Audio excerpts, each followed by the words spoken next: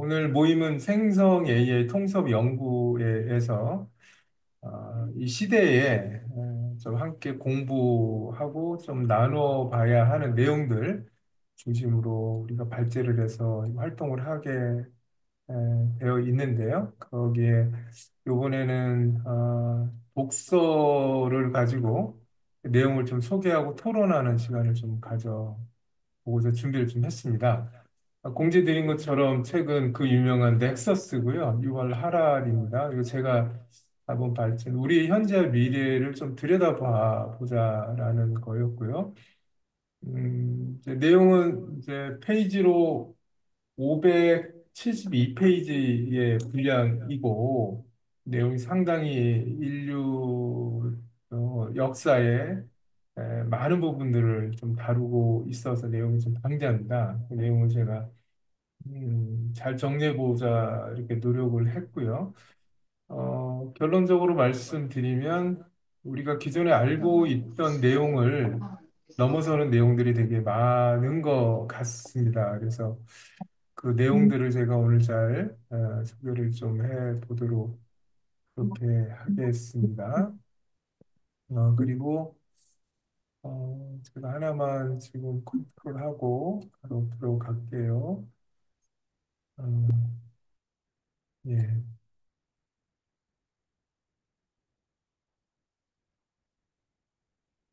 네, 가도록 하겠습니다. 넥서스의 핵심은 정보는 인간보다 강하다. 그리고 정보란 정확히 무엇인가? 라는 것에 대한 내용이다. 이렇게 좀 생각하시면 될 것 같습니다. 제가 그 외부에서 강의할 때 자주 사용하는 슬라이드에 이 넥서스라는 이 책을 그냥 최근에 붙였습니다. 아시는 것처럼 사피엔스, 호모데우스, 넥서스라는 시리즈로 돼 있는데 이 사피엔스는 생각을 하잖아요. 그 생각은 펑션을 만들죠. 지능이라는 걸. 그리고 지금은 그 지능으로부터 이제 데이터가 만들어지는데 그 데이터가 인류의 미래를 결정할 것이다라고 호모데우스에서 우리 인간은 이제 지복을 누리고 불멸을 꿈꾸게 될 것이다라고 했는데 이런 이제 미래 전망이 호모데우스에서 다룬 내용이라면 넥서스에서는 그 본체가 뭐냐? 그래서 지금 최근에 일어나고 있는 정보 그리고 전 세계적인 이상 현상들이 있습니다. 아시는 것처럼 작년 10월 10일 날 한강 작가께서 노벨 문학상을 받았는데 우리는 12월 3일 날 그 문학 작품의 배경이 된 폭력, 전체주의, 쿠데타에 대한 내용이었는데 우리는 이 선진국임에도 불구하고 쿠데타를 겪었고 지금도 그 연장선상에 있습니다. 또 오늘 제가 소개할 내용이 다소 정치적으로 민감한 내용들이 있습니다. 그래서 제가 책의 원문을 그대로 인용을 한다는 말씀을 먼저 드립니다.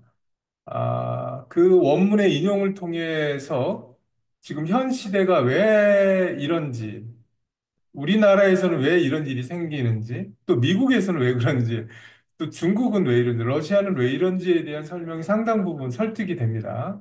그런 것을 기반으로 해서 앞으로 다가올 그 미래는 어떻게 될 것인가에 대한 유발 하랄이 얘기한 또한 상당히 설득력 있게 와닿았습니다. 이게 이제 결론에 해당되는 얘기죠. 역사의 주인공은 사실 인간이 아니라 정보였다. 인간이 무언가를 만들지만 결국에는 무언가 만든 무언가에 지배를 당하고 노예가 되었던, 노역을 했던 역사가 반복되고 있다. 그래서 문명의 시작에서 사피엔스라는 책에서 다룬 거죠. 정보의 생성과 공유에 대해서 짚었다면 호모 데우스에서는 이제 인간이 이제 그 무한 가능성을 확인하고 신이 되려 한다. 그래서 이제 생명 연장으로 가는 또는 생명공학을 통해서 유토피아를 만들 수도 있지만 그렇지 않을 수도 있는데 그러지 않을 개연성이 더 높다 이런 얘기를 했었고요. 넥서스에서는 이제 모든 사상의 통합, 네트워크를 통해 역사 미래를 한번 들여다보는 정보가 곧 권력인 시대가 되어버렸다. 이렇게 나와 있습니다.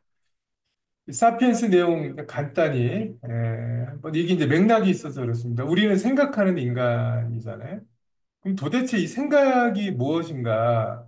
인공지능인데 지능이잖아요. 그리고 그것을 컴퓨터로 만들어 놓은 게 인공지능인데 이제 초거대 인공지능 모델이 나오면서 지금도 여러 가지 현상이 우리가 놀라고 있지만 우리 협회를 만들면서 같이 얘기했던 것처럼 그 시작에 불과할 것이다. 라고 했는데 정말 그렇게 지금 돼가고 있는 것 같습니다. 근데 왜 이렇게 되느냐? 이 사피엔스에 대한 정의가 좀 재밌었습니다. 허구를 믿는 능력으로 문명이 만들어졌다. 가상의 질서. 인간만이 이런 능력이 있죠. 이게 사피엔스의 능력이라고 얘기를 하고요. 그러니까 생물학적으로는 약하죠. 되게 유약한데 이 집단화할 수 있는 겁니다. 이 허구가. 이게 또 오늘 얘기의 핵심입니다. 그래서 좀 불편합니다. 전체적인 내용이. 상상의 질서, 신화, 종교, 국가, 돈, 법 등이 믿는 능력 덕분에 협업을 통해 지배종이 될 수 있었다. 네, 어떻게 생각하시는지 모르겠지만 매우 중요한 통찰이라고 생각이 듭니다.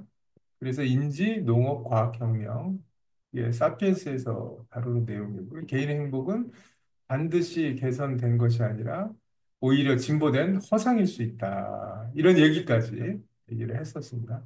호모데우스는 인간은 신이 되려고 하지만 도덕은 그 속도를 따라가지 못한다. 넥서스에서는 이 두 개의 책을 안고 계속 얘기를 해나가고 있습니다. 인류는 질병, 기근, 전쟁을 어느 정도 극복하고 이제는 불멸을 추구하는 단계가 되었다. 그리고 윤리적 기반 없이 폭주할 수 있으며 인간의 자유의지는 환상일지도 모른다. 라고 했었어요. 그래서 데이터주의라는 얘기, 그리고 호모데우스도 상당히 큰 반향이 있었죠. 세계적으로. 종교가 될 수 있다. 그렇죠? 그리고 의미보다 정보 흐름의 최적화가 중심이 되는. 자, 이러면 이제 넥서스에 궁금한 부분들이 많이 생기실 것 같습니다. 이제 넥서스로 들어가는데요. 처음에 강조했던 것처럼 인간보다 정보가 주인공입니다. 그렇죠? 우리가 그 수술을 할 때 이게 호모데우스에 나오죠. 유명한 여배우였는데 어려운 수술을 결정할 때 통계 데이터를 가지고 이대로 가다가는 병에 걸린다. 미리 병을 제거를 하는 게 생명 연장에 도움이 되겠다고 해서 그 데이터죠. 그래서 어려운 결정에 수술을 하는 일화가 나오기도 하죠. 그리고 AI가 새로운 권력, 이건 이제 많이 우리가 지금 느끼고 있는 얘기입니다. 그리고 민주주의가 생존할, 민주주의에 대한 자유민주주의의 중요성에 대해서 많이 강조하고 있어요. 의외로 되게 폴리틱한 책이더라고요, 넥서스가. 분산, 자정, 선의, 균형의 원칙이 반드시 필요하다. 정보 흐름과 연결성이 새로운 시각에서 바라보며 특히 AI 시대 우리가 직면한 도전과 기회를 깊게 탐구했다라고 이렇게 나와 있습니다. 그 이제 프롤로그의 글이 되게 좋습니다. 저는 이런 질문을 갖는데 중요함을 느끼고 또 인간이 갖고 있는 가장 중요한 능력이 반성하는 능력이죠. 염치, 부끄러움을 아는 능력인데 우리가 우리 존재와 우주에서 제가 인용하는 글들은 본문에 있는 문장을 거의 그대로 인용을 했습니다. 이제 선택은 제가 했지만 우리 역할을 훨씬 잘 이해하고 있는지 모르겠다. 저도 그렇습니다. 이게 정말 우주의 시공간에서 인간으로 태어난 거는 있을 수 없는 기적으로도 설명이 안 되는 건데 거기 분명히 역할이 있을 텐데 그 역할을 잘 이해하고 이해했으면 잘 할 텐데 그러지 못하다는 얘기겠죠. 우리는 정보의 힘을 축적하는데 이렇게 뛰어난데, 그렇죠? 뛰어난데 지혜를 얻는 데는 그다지 성공적이지 못했을까. 지혜롭지 못하다는 얘기 같기도 합니다. 역사를 통틀어 많은 종교적, 철학적 전통이 공통된 믿음은 인간 본성에 치명적인 결함이 있어서 우리가 제어할 수 없는 힘을 가지려는 유혹에 빠졌다는 것이다. 우리가 제어할 수 없는 힘의 유혹에 빠졌다는 것입니다. 하나의 예를 이제 프롤로그에서 들고 있는데 요한 볼프강의 폰 괴테의 마법의 제자라는 게 있는데요. 여기에서 이제 나이든 이제 마법사가 떠나면서 어린 제자한테 물을 좀 길러와라 그랬는데 게을러서 게을러서 물을 나르는 일을 빗자루한테 시킵니다. 근데 이 하나의 빗자루가 계속 복제를 해요. 그리고 나서는 이제 물이 다 찼음에도 불구하고 더 이상 통제할 수 없는 지경에 이르게 되는, 이게 계속 반복되고 있다는 지적입니다. 최악의 구성원들 사이에는 탐욕과 잔혹함이 가장 중요한 덕목이라서 악의를 품은 행위자는 권력을 남용할 마음을 쉽게 먹는다. 참 무서운 얘기죠. 네, 역사에도 이런 얘기가 계속 이루어지고 있는. 그럼에도 왜 인간 사회는 최악의 구성원에게 다시 그 권력을 맡기는 선택을 할까라고 프롤로그에 쓰고 있습니다. 그리고 통제할 수 없는 힘을 불러내는 인간의 경향은 왜 이런 힘이 아니라 대규모 협력하는 우리 종의 습관이자 특징이라고 지적을 하고 있고, 저는 상당히 공감이 되는 내용이어서 이 내용을 좀 옮겨와 봤습니다. 그래서 네트워크의 문제이고, 우리 문제는 네트워크의 문제이고, 구체적으로는 정보의 문제이다라고 정의를 하면서 시작을 했고요. 그리고 뒤에도 이런 게 나오는데, 허구와 환상에 의존하여 사회 구성원들을 묶고 질서를 주장한다. 말이 안 되잖아요. 저도 착각을 했습니다. 많이 모이면 진실에 가까워지는 줄 알았는데, 이 책에 따르면 그러지 못하다는 것에 많이 놀랐고요. 많이 당황했습니다. 처음에 책을 읽을 때. 에, 이걸 통해서 질서를 유지해왔다는 거예요. 나치즘, 스탈린주의. 이례적 망상으로 결속된 강력한 네트워크다. 이렇게 설명이 되어 있고, 네트워크 컴퓨팅 파워 AI 등장이 된 경고가 나와 있는데, 힘은 AI는 기존 인간들을 인간 갈등을 증폭과 인류를 분열시킬 수 있다. 모든 인간이 인간의 새로운 지배에 분리될지도 모른다. 모든 인간이 AI가 이것도 되게 중요한 지적이었습니다.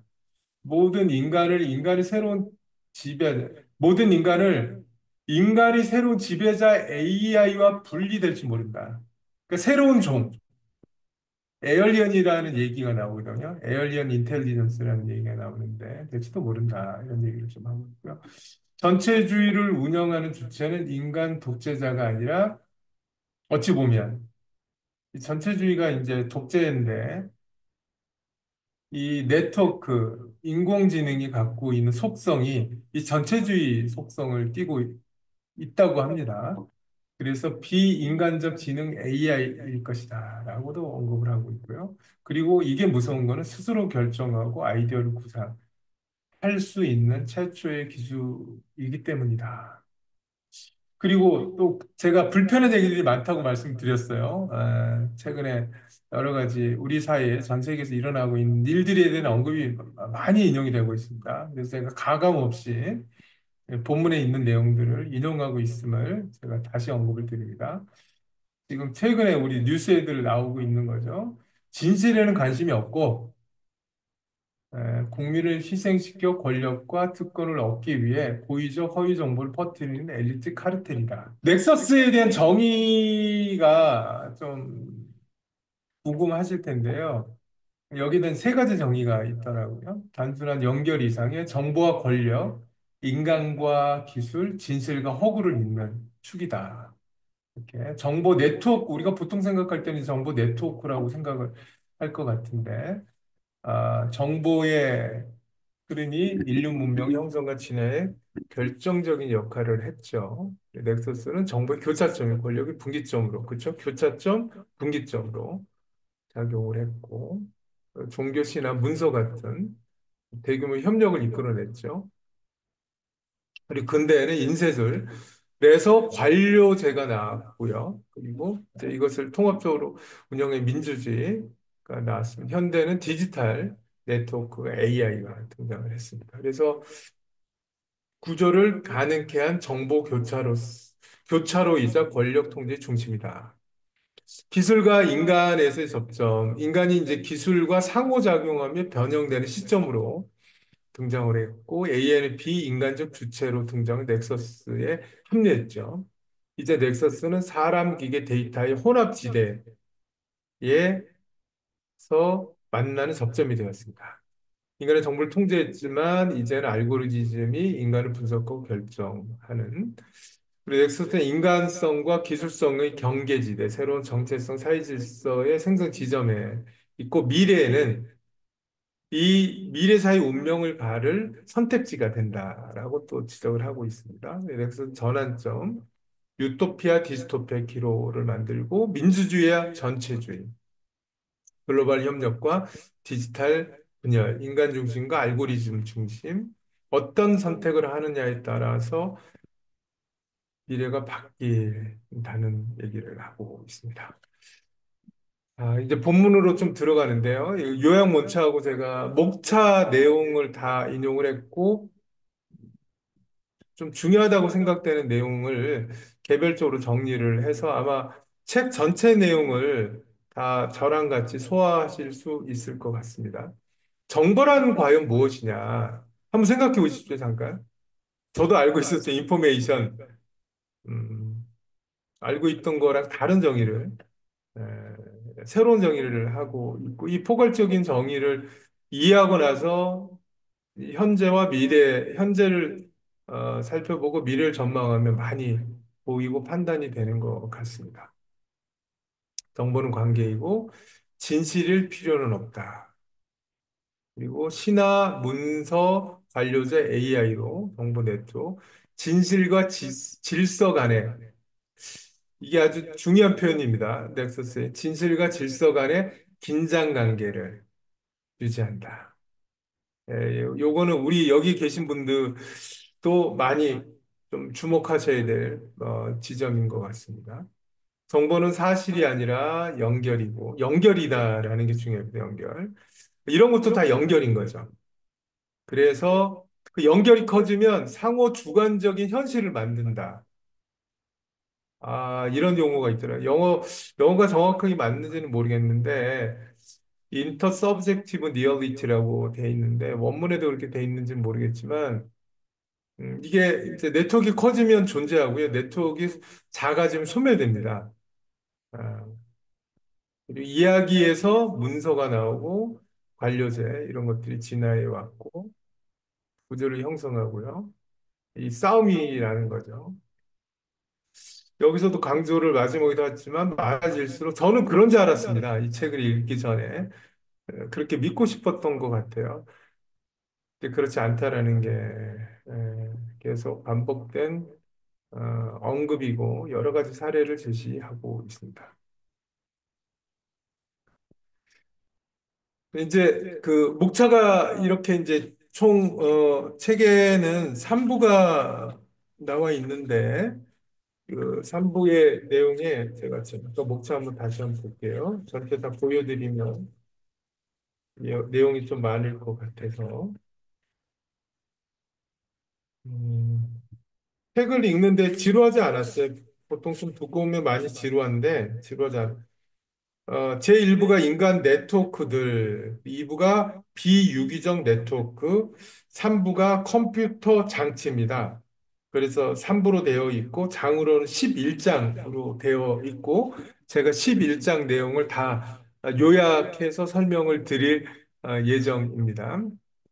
사회적 맥락에서 의미를 가지고 행동을 유발하는 요소다. 이렇게 핵심적인 내용들 중심으로 제가 좀 눈으로는 빨리 보실 테니까. 성경에 대한 언급이, 이것도 좀 불편할 수 있어요. 특정 종교에서 보기에는 좀 불편할 수 있는데, 저는 충분히 맞는 얘기로 받아들여졌습니다.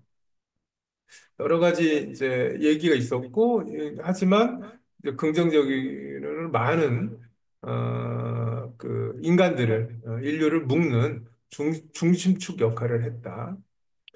사피엔스의 성공 비결은 앞서서 설명드린 것처럼 정보를 하려 많은 개인을 연결하는 일에 결국에는 우리가 무엇을 할 때도 규모를 만들려고 그러잖아요. 구독자를 늘리려고 그러고 좋아요를 많이 늘리려고 그러고 아, 그런 메커니즘이 지금 돌아가고 있는데 플랫폼 기업들은 그걸 장악하고 있는 기업들이잖아요.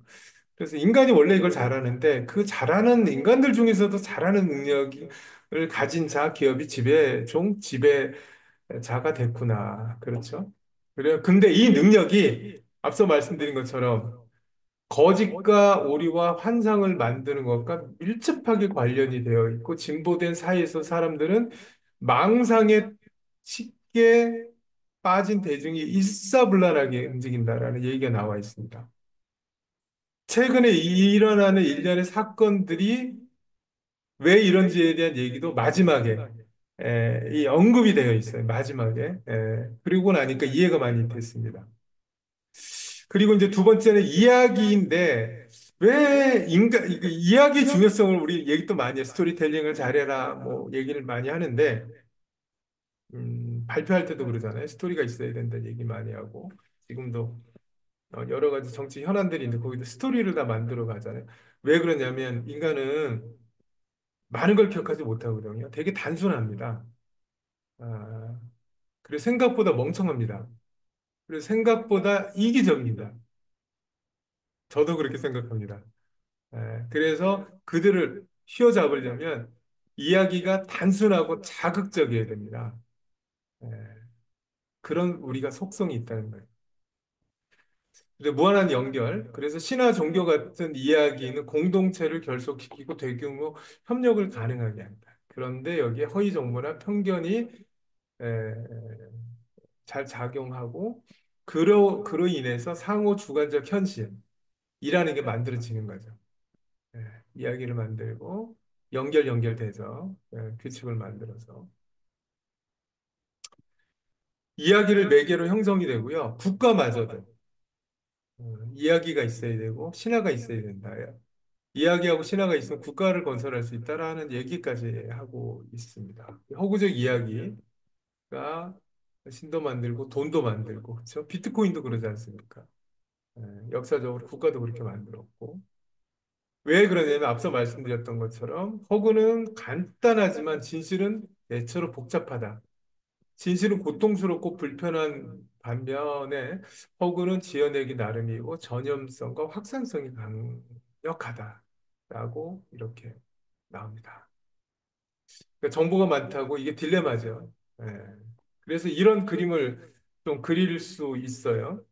책에도 나오는 건데 제가 조금 더 확대한 거고. 이 정보 네트워크가 있습니다. 두 가지 축이 있어요. 제가 알고 있는 거는 정보 네트워크가 커지고 하면 진실을 과학 쪽에서는 그렇죠. 사실이 있으면 계속 키워가다 보면 우연이지만 계속 추적하다 보면 진실에 가까워지는데 이게 이제 허구 쪽에서 작동을 하게 되면 그렇죠? 이 질서를 유지하는 데 힘을 발휘합니다. 앞서 말씀드렸듯이 인간을 질서 정연하게 만드는데 이 상호 주관적 현실을 여기서 만들어내고 스토리텔링을 만들면 힘을 갖게 됩니다.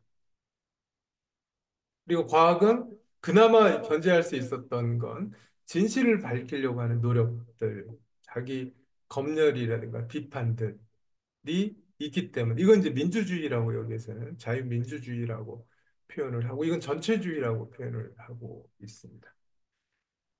자, 그래서 이제 그 다음으로 좀 넘어가면 세 번째 장에서 문서에 대한 얘기가 나와요. 종이 호랑이의 위협이라는 용이. 종이 호랑이는 한국어적 표현이 아닐까 싶긴 한데 문자와 문서는 정보를 기록하고 전파하는 능력을 향상시켰지만 동시에 대규모 협력과 권력 시켰고 그리고 동시에 사용되었습니다. 그리고 여기서 만들어진 게 관료제가 탄생을 했다.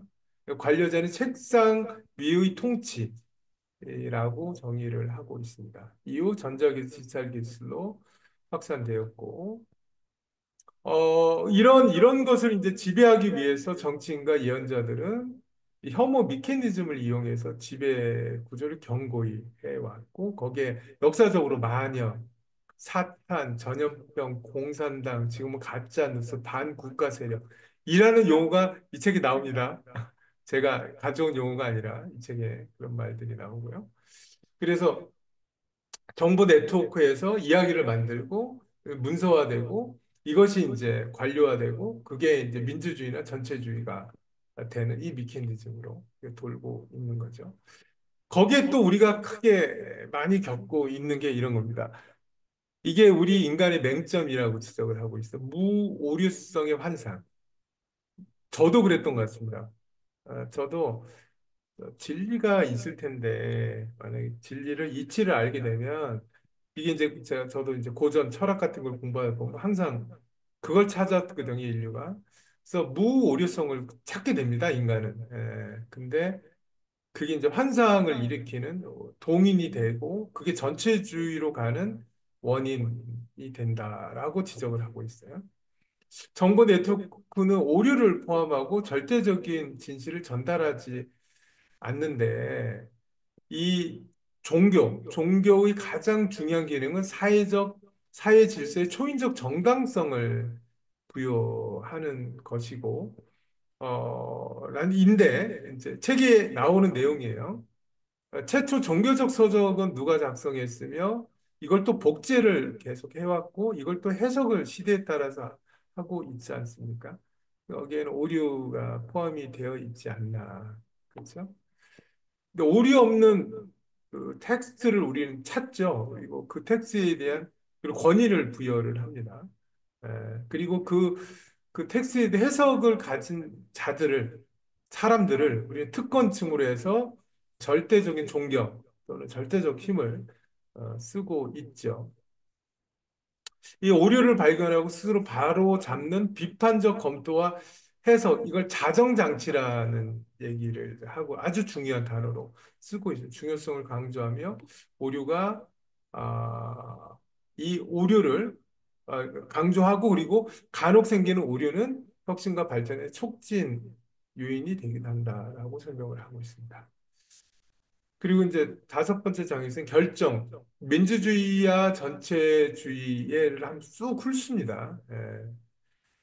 그래서 앞서 보여드렸던 그런 내용인데 여기 이제 두 가지 길이 있는 거예요. 이렇게 자정장치를 하면 민주주의로 이렇게 돌아가면 가는 거고 정반 합이죠. 그래서 모순을 찾아 또 개선하고 패러다임 시프트처럼 그러지 않고 자정장치가 깨지면 전체주의와 독재가 되는 거죠.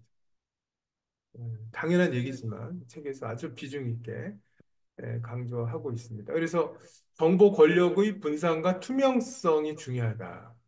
그리고 국민에게 최대한 권한을 위임. 하지만 전체주의는 중앙 집권을 하죠. 통제를 다 하죠. 상호 감시시키죠. 하지만 절대 감시는 안 되죠. 그래서 가장 가까운 사람한테 역사적으로 보면 배신을 당하고 참혹한 말로를 맞이하는 사태가 계속 반복되고 있죠.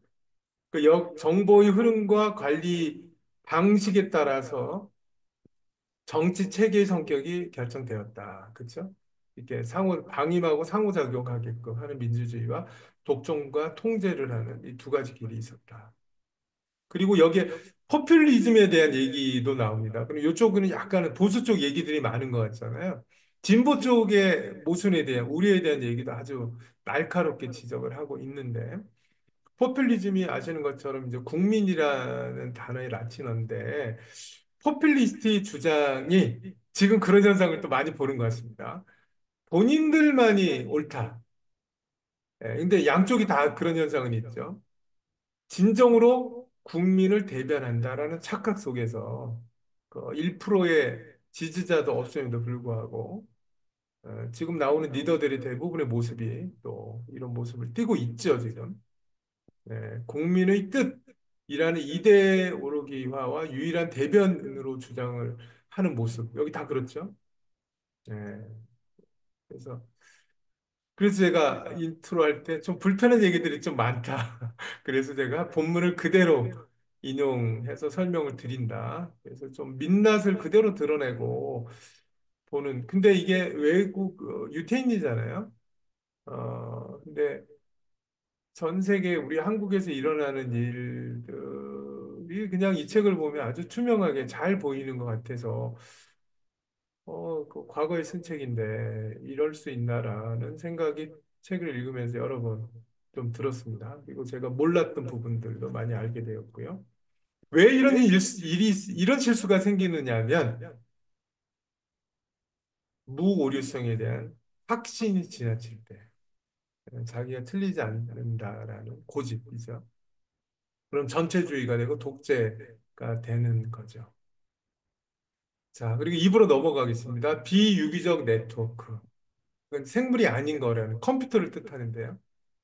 새로운 구성원. 컴퓨터는 인쇄술과 어떻게 다른가? 컴퓨터는 인쇄술과 어떻게 다른가요? 그렇죠. 그냥 뭐 차이가 없는 것 같은데 책 내용을 읽어보면 큰 차이가 있습니다. 컴퓨터는 여기서 이제 이렇게 또 정의하는데 강조해서 컴퓨터라는 것은 인터넷부터 AI까지를 통칭한다. 라고 설명하고 있습니다. 컴퓨터 디지털 기술은 단순히 정보를 전달하는 것을 넘어 스스로 학습하고 결정을 내리는 능력을 갖는 거고, 인쇄술보다 그래서 훨씬 더 강력한 변화를 가져왔다는 거죠. 특히 여기서 강조하는 게 추천 알고리즘에 대한 심각성을 얘기를 하고요. 또 여기서도 아주 큰 인사이트들이 있었는데, 이제 추천 알고리즘이 이렇게 돌아. 왜 그러면 알고리즘의 속성은 목적이 뭐냐면 네트워크 크기를 키우는 거잖아요. 그러다 보니까 키울 때 인간이 여기에 약하고 여기에 전염성이 강합니다. 바이럴. 폭력 증오, 차별 전염, 가짜뉴스, 음모론, 성적 자극, 부추기는 콘텐츠. 그쵸. 좋아요도 누르고 오래 보고 그 속에 머무는 시간이 기니까 이렇게 빠르게 확산이 되는 거죠. 마치 코로나가 창궐 했던 것처럼. 그러니까 우리 인간이 갖고 있는 장점도 있지만 단점의 모습이 더 거대해진 거다. 그러니까 산이 높으면 골이 깊다라는 말처럼. 그리고 여기에 이제 지능과 의식에 대한 차이를 설명하고 제가 사실 처음 제대로 이해한 것 같습니다. 이 책을 통해서. 지능과 의식이 같은 말 같은데 했는데 여기서는 이제 지능은 좀 식물로 생각하면 맞다고 설명을 하고 있고요. 어떤 목표를 달성하는 기계적인 미케니즘이라면 의식은 이제 이런 주관적 감정 경험을 갖는 능력을 설명하고 있어요. 근데 이게 아주 이렇구나 깜놀했는데요. 컴퓨터는 지능이잖아요. 근데 여기에 사람이 개입을 넣습니다. 의식을 넣었어요. 그러니까 소셜 네트워크는 목표를 달성하기 위해 지능 알고리즘에 인간의 감정을 추가했다. 이렇게 단순하지만 이렇게 강력했구나. 이런 생각을 좀 했습니다. 사용자 참여를 최대한 이게 이제 지능이잖아요. 목적이잖아요. 컴퓨터 알고리즘 목적 지능을 달성하기 위해 여기 이제 개입을 시킨 거죠. 야, 이런 걸 찾아낸 사람들이 참 천재? 좋게 말하면 천재고 어떻게 말하면 참 무서운 사람이구나. 너무 단순한데 너무 쉽잖아요. 클릭 한 번인데 결국 이것으로 인해서 전체가 지배가 되는 그렇죠? 그렇게 설명을 하고 있고. 근데 여기 인쇄술들은 인간을 통해 연결되는 방식이었는데 컴퓨터는 인간의 개입 없이 연결이 되어 있는 거죠. 그래서 이 둘 간의 차이가 명확하다라고 설명을 하고 있고 여기에 6장에서 이질적인 지능이란 단어가 나옵니다. Alien Intelligence라는. 되게 중요한 지적인 것 같습니다. 그러니까 저도 계속 생각을 인간의 인공지능이기 때문에 인간의 지능을 인공화했다라고 생각을 했는데 시작이 다르기 때문에 악의 인공지능의 표현을 또 쓰고 있습니다. 시작이 다르기 때문에 성장 과정과 성장의 결과도 다를 수밖에 없을 수도 있겠다라고 생각을 저도 하게 되었습니다. AI는 인간 수준의 지능을 향해 발전하고 있지 않다. 그것은 완전히 다른 종류의 지능으로 진화하고 있다. 이렇게 정의하고 있고요. 집요하게 네트워크는 항상 커져 있다. 예. 여기도 좀 재밌었습니다. 인간이 아시는 것, 아직 말의 철학자들은 타자의 시선은 지옥이다라고 얘기를 했는데, 인간은 타자의 욕망을 욕망한다라고 또 얘기를 했어요. 에, 그죠. 주인과 노예의 편증처럼. 인간은 감시받는 것에 익숙하고, 또 감시받기를 선호합니다. 왜냐면 있길 원하니까 좋아요 많으면 좋고, 참석자가 많으면 성공한 것 같고 그렇지 않습니까? 타인이 나를 어떻게 보고 있는지 무척 사회적 동물이기 때문에 명예의 욕, 나르시즘이 강해가지고 강하다는 거죠. 끊임없이 타인을 생각하고 감정을 바꾸고. 근데 아시는지 모르겠는데 유발 하라리 매일 한 2시간 정도 명상을 한다 그러고요. 스마트폰을 안 쓰고 있고 1년에 2개월 정도는 아무것도 하지 않는 참선의 시간을 갖는다고 합니다. 그래서 그 또한 이 시대에 이런 글을 쓰시는 분인데 좀, 좀 남다르게 느껴졌고요. 국가 관리의 중요한 역할은 사실 이게 좀 부정적인 측면, 긍정적인 측면이 다 있습니다. 안전사회를 우리가 강조 많이 하잖아요. CCTV가 없는 데가 없어요. 더 많이 설치할 거. 국민 전체를 감시하죠. 국가의 책임이라고 해서 사고 나는데 대처 안 하면 큰 문제가 생기지 않습니까? 최근에 있었던 여러 가지 사건, 사고에서도 데이터를 모으고 분석하고 패턴을 파악하려고 하죠. AI 이제 에이전트 폰 있지 않습니까? 우리 다 스마트폰 에이전트 폰인데 우리 대화 내용을 다 얘가 듣고 있는 거 아시죠? 검색하는 키워드 얘가 다 기록하고 알고 있습니다. 그거를 어떻게 그 안에서 쓰는지는 모르죠. 직접 안 쓰겠지. 간접적으로 쓸 텐데. 그리고 뭐 하고 뭐 하다 보면 깜놀합니다. 많이들 그러실 텐데 유튜브를 열었는데 그게 내가 찾고 생각했던 게 유튜브에 그냥 나와요. 추천으로. 그리고 기사에도 그런 거를 우리가 많이 하고 있는데 그리고 결국 이게 우리가 갖고 있는 신용사의 근간이죠. 근데 이 컴퓨터는 쉬지 않는 전체주의로 커가고 있다는 것입니다. 24시간. 오류의 가능성. 그럼 네트워크 컴퓨터는 안 틀리냐? 라는 거죠. 인간은 틀리는데. 근데 우린 인간을 믿잖아요. 근데 컴퓨터는 안 틀린다고 우리가 또 믿어요. 계산이니까. 보겠습니다. 허위와 정보의 오류를 확산하는 데 취약하다. 가짜 뉴스, 유튜브의 알고리즘에 의해, 그러니까 가짜 뉴스, 유튜브 영상은 알고리즘에 의해 수많은 사람에게 추천되어 수익과 인기를 얻지만 진실 보도는 알고리즘이 확산하지 않습니다. 라고 나옵니다. 네. 그래서 우리 협회 구독자가 적고 이런 좋은 포럼 내용들이 많이 확산이 안 되는 것 같아요. 근데 다 이런 내용을 한번 나왔다면 수십만 회가 금방 되지 않습니까? 네. 그리고 조금 어떤 이벤트 같은 건 수백만 회가 넘고 여기 또 정렬 문제라는 용어가 나오네요. 얼라이먼트를 제가 요즘 이 책을 읽으면서 아주 귀하게 쓰고 있습니다. 국가 산업 전략에 얼라이먼트가 매우 중요하구나. 목표, 성과, 보상이 얼라인이 돼야 되는데 성공한 기업이나 나라는 이게 됐고 우리는 이게 안 되지 않았나라고 생각하고 거기에 제가 보이스를 높이고 있습니다. 그래서 다시 5점 조정을 해야 된다. 그러니까 여기서 이제 이렇게 좀 표현하고 있는데요. 컴퓨터 목표, 인간의 목표가 일치할까? 불일치할까? 목표, 성과, 보상이 온라인 문제. 여기에서 상호 컴퓨터 현실이라는 새로운 용어가 등장합니다. 아, 아까 이제 제가 말씀드렸던 인간이 쓰는 용어랑 좀 다르죠. 상호 컴퓨터 현실입니다. 상호 주관적 현실은 인간이 쓰는 거라면 상호 컴퓨터, 그러니까 컴퓨터 간에 막 네트워크를 하면서 뭔가를 만드는 거죠. 이렇게 뭔가의 가상, 리얼리티를. 거기 대표적으로 이제 구독자, 조회수, 비트코인 같은 없지만 존재하는 힘을 갖는 것들을 만든. 그리고 컴퓨터는 뿌리 깊은 자기 편향이 있다.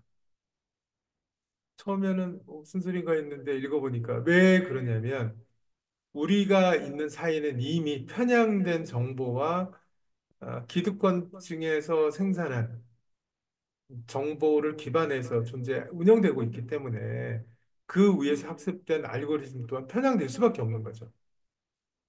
유발 하라리가 아주 특수한 개인적인 스토리가 좀 있더라고요. 그건 나중에 책 읽어보실 때 읽어보시면 좀 알 수 있을 것 같습니다. 그리고 악의 알고리즘이라고, 그쵸? 처음 학습시킬 때 데이터들을 들어오면 우리가 어렸을 때 한번 이렇게 고정관념을 못 바꾸잖아요. 그런 것처럼 그럴 때 편향학습이 돼서 증폭 현상이 존재할 텐데 이걸 어떻게 개선하고 바꿀 수 있을까? 인간도 못 인간 바꿀 수 있나요? 쉽지 않은 게 아니라 거의 제 생각엔 불가능한 것 같습니다. 한번 고정관념이 생겨버리면 그거는 요번 생에서는 불가능한 것 같고 하려면 득도를 하거나 정말 폭넓은 공부를 통해서 그런 일이 생기지 않도록 더 많이 들어와서 기존게 희석되는 노력을 하지 않고서는 어려울 것 같고요. 그리고 예, 이런 얘기고 이제 3부 마지막입니다. 컴퓨터 장치. 민주주의 우리가 계속 대화할 수 있을까? 이런 얘기. 문명은 관료제와 신하의 결합으로 탄생한다. 이렇게 아까 제가 말한 국가도 그렇고 관료제와 신하 이 결합으로 탄생한다. 정부는 방대한 감시 권한, 내밀한 정보를 토대로 여러 가지 조작을 할 수 있는데 자유민주주의 최대 장점은 강력한 자정 기능이다. 자정, 이거 우리 많이 강조합니다. 유발 하라리가. 아, 자유롭고 공개적 토론. 그리고 이것 또한 중요하게 언급을 하고 있는데, 사회 질서와 제도에 대한 신뢰. 우리를 많이 보게 되죠. 예. 그 다음에 디지털 시대의 정보 과잉과 알고리즘은 공론장의 분열을 초래하며 정보 과잉. 이게 우리가 겪고 있는 이상현상의 원인이라고 마지막에 진단하고 있습니다. 저도 많이 공감했습니다. 근데 이해가 잘 안 갔거든요. 이럴까?